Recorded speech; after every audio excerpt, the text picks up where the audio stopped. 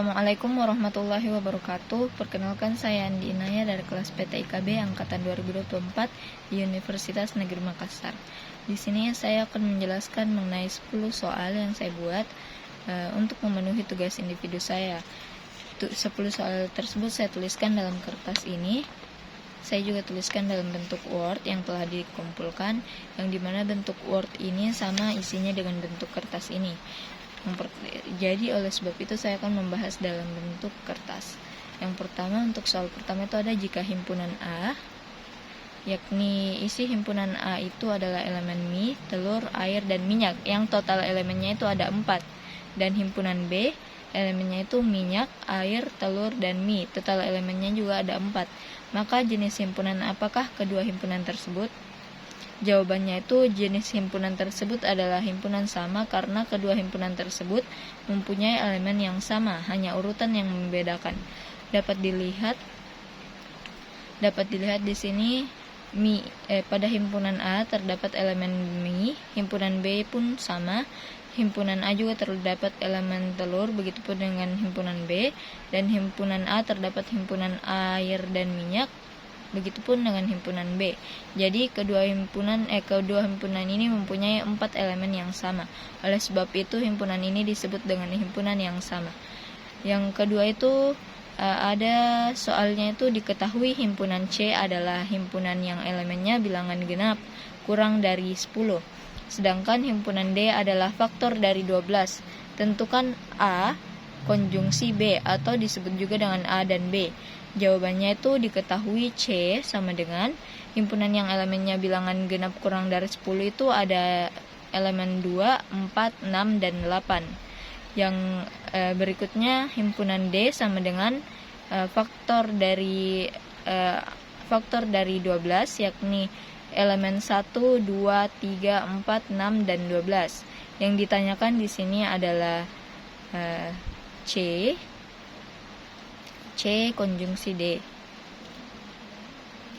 Jadi penyelesaiannya itu adalah mencari elemen mana saja yang sama antara dua himpunan tersebut.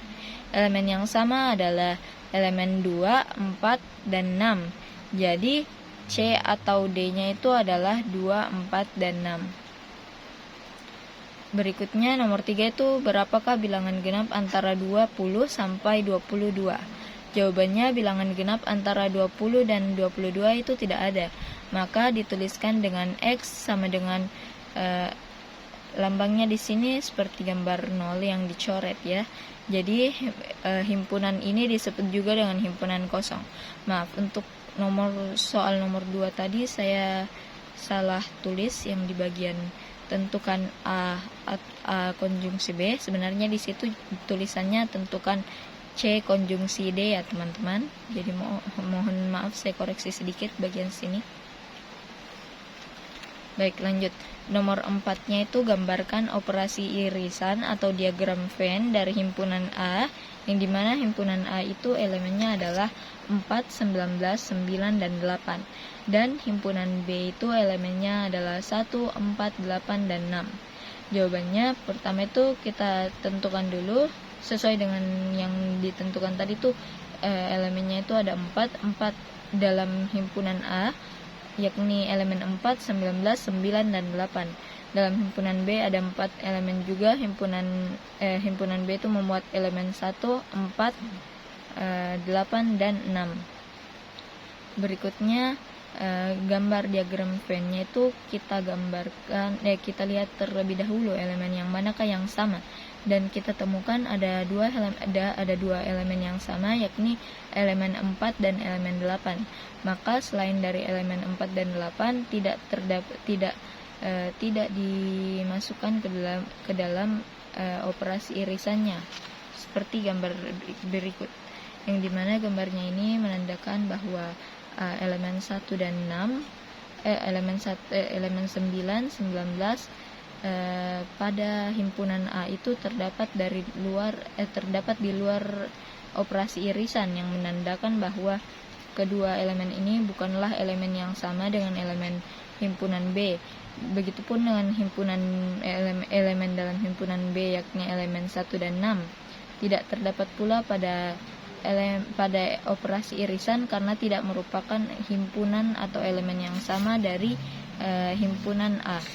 Selanjutnya untuk soal yang kelima, yakni diketahui himpunan bagian M sama dengan 3, 5, dan 7. Hitunglah jumlah himpunan bagian M menggunakan rumus 2 pangkat N. Jawabannya, himpunan M sama dengan 3, 5, dan 7 mempunyai 3 elemen. Maka 2 pangkat N sama dengan 2 pangkat 3 sama dengan 8. Pangkat 3-nya ini kita ambil dari jumlah elemen tersebut. Yang keenam ini soalnya himpunan G sama dengan X, di mana X adalah bilangan prima kurang dari 20. Jenis himpunan apakah himpunan tersebut dan elemen apa saja yang terdapat dalam himpunan G?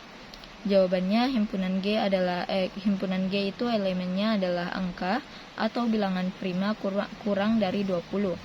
Maka himpunan G sama dengan kita mencari bilangan prima kurang dari 20 terlebih dahulu.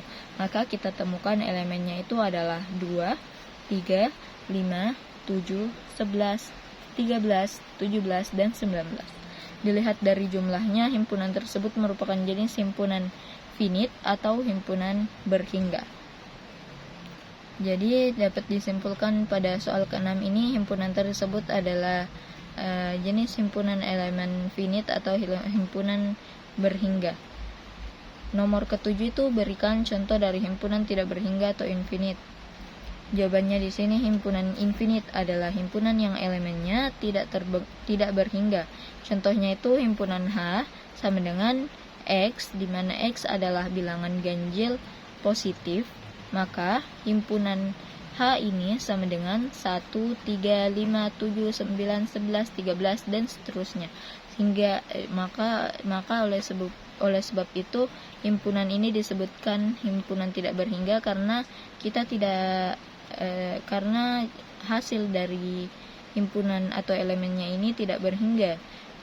Ada bilangan ganjil seperti contoh berikut, yang dimana bilangan ganjil positif, dimana itu bilangan ganjil positif itu adalah